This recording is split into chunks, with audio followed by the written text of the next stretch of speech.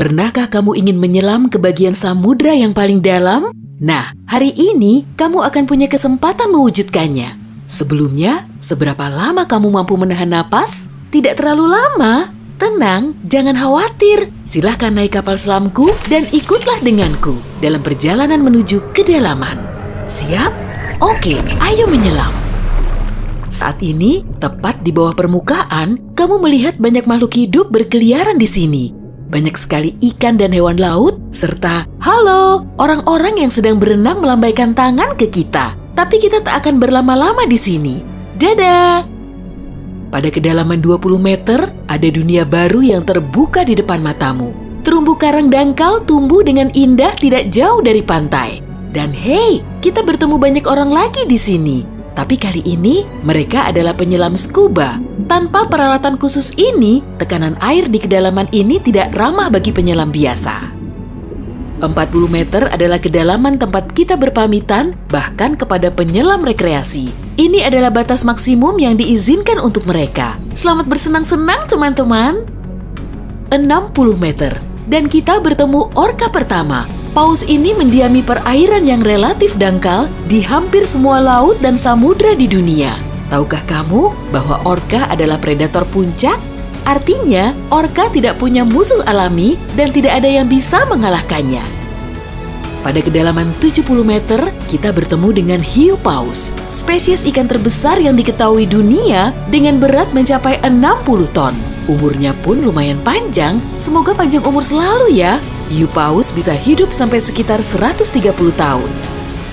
Sekarang, lihatlah keluar.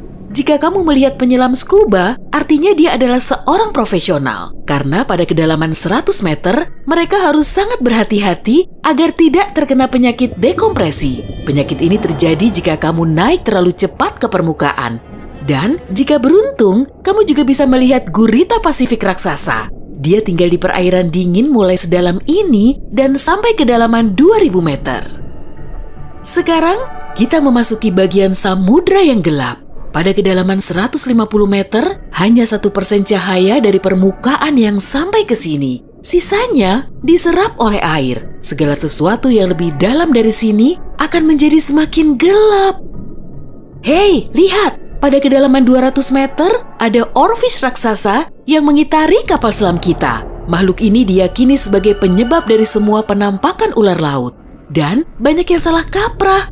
Terkadang, mereka berenang ke permukaan dan menakuti para pelaut dan perenang. Tidak heran, panjang ikan ini bisa sampai 11 meter. Pastinya cukup untuk membuat bulu kuduku berdiri. Oke, sekarang kita berada di kedalaman 300 meter. Dan sebentar, makhluk besar apa yang ada di luar sana itu? Oh, aku tahu. Itu kepiting laba-laba Jepang. Kamu bingung kenapa laba-laba? Tuh, lihat saja kaki mereka. Dan jawabannya akan datang kepadamu tanpa butuh petunjuk lain. Omong-omong, kaki-kaki ini juga yang mendominasi ukuran makhluk ini. Tubuh kepiting seperti ini biasanya hanya selebar setengah meter. Mari masuk lebih dalam.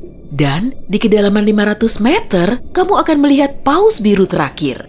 Tidak, bukan paus biru terakhir di dunia. Maksudku, ini adalah jarak terdalam yang bisa mereka tempuh.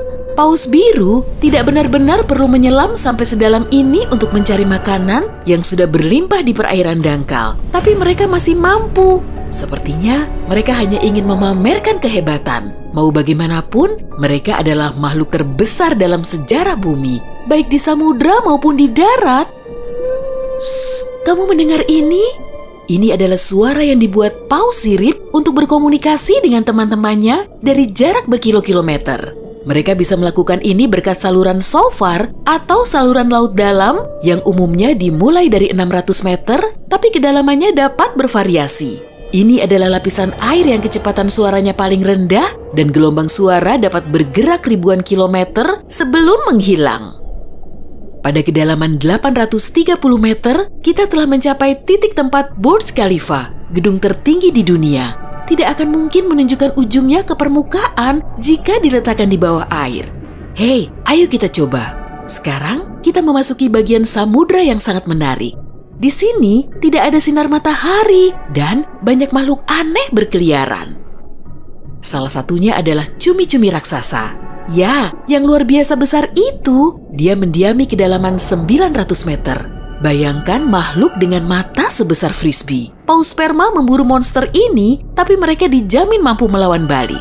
Melihat mereka bertemu adalah pemandangan yang menegangkan.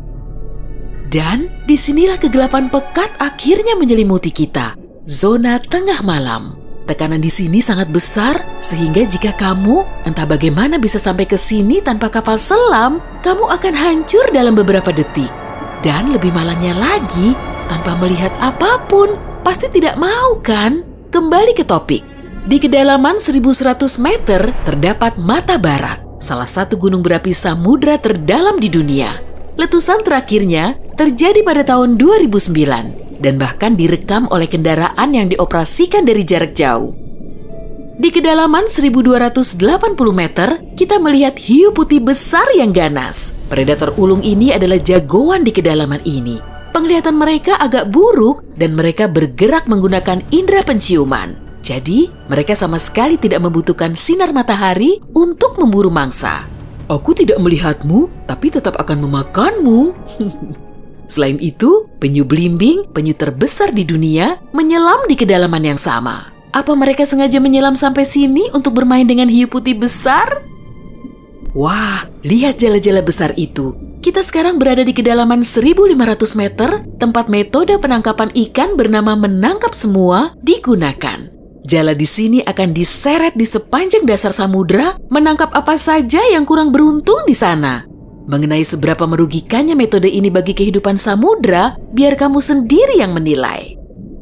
Pada kedalaman 1830 meter, jika berada di Grand Canyon, kita akan duduk di titik terendah dan terdalamnya. Bayangkan semua curug di sana terisi penuh oleh air, maka seperti itulah pemandangan di sini. Nah, jika kita benar-benar berhati-hati, pada kedalaman 2000 meter, kita akan melihat ikan naga hitam. Makhluk yang bagaikan muncul dari mimpi buruk ini tinggal di bagian samudra yang dalam dan gelap. Dan percayalah padaku, lebih baik dia tetap di sana. Bentuknya mirip makhluk dari film horor dan aku lebih suka jika kita tidak berpapasan dengannya di permukaan. Pada kedalaman 2250 meter, kita harus berpamitan dengan paus sperma. Ini adalah titik terdalam yang bisa mereka selami. Dan mereka memang tidak punya urusan untuk menyelam lebih dalam lagi. Mungkin kalau mereka berburu ikan naga hitam, atau justru mereka yang diburu. Mustahil, perbedaan ukuran mereka terlalu besar. Panjang paus sperma bisa mencapai 19 meter, yang menjadikannya paus bergigi terbesar di dunia. Tidak banyak makhluk laut bisa melawannya. Semoga kapal selam kita punya lampu sorot yang kuat ya, karena tanpanya kita tidak akan bisa melihat keindahan terumbu karang samudra dalam yang super indah di kedalaman 3000 meter. Terumbu karang ini dapat ditemukan di setiap samudra dan sayangnya tidak bisa dilihat tanpa peralatan khusus untuk menyelam di samudra dalam. Oke, mari terus melangkah lebih dalam. Dan di kedalaman 3.700 meter, kita mencapai kedalaman rata-rata samudra dunia. Mulai sekarang, perjalanan menuju kedalaman yang sebenarnya dimulai. Dasar samudra rata-rata telah kita lewati, jadi sekarang saatnya menyelami celah terdalam.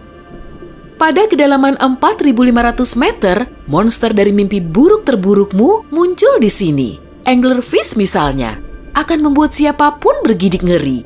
Giginya yang panjang dan bengkok, serta antena di kepalanya untuk memikat mangsa, sudah cukup untuk menimbulkan rasa takut, bahkan di hati orang-orang yang paling berani. Tapi yang lebih mengerikan, mungkin adalah makhluk yang disebut swallower hitam. Itu adalah monster mirip belut yang memiliki perut super elastis dan mampu menelan mangsa yang ukurannya 2 kali lipat.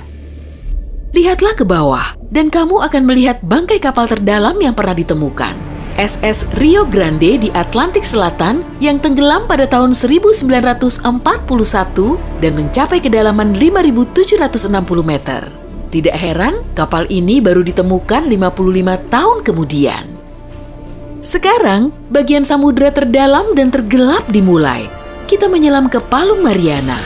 Menurut pengukuran resminya, Palung Mariana dimulai pada kedalaman sekitar 6.000 meter.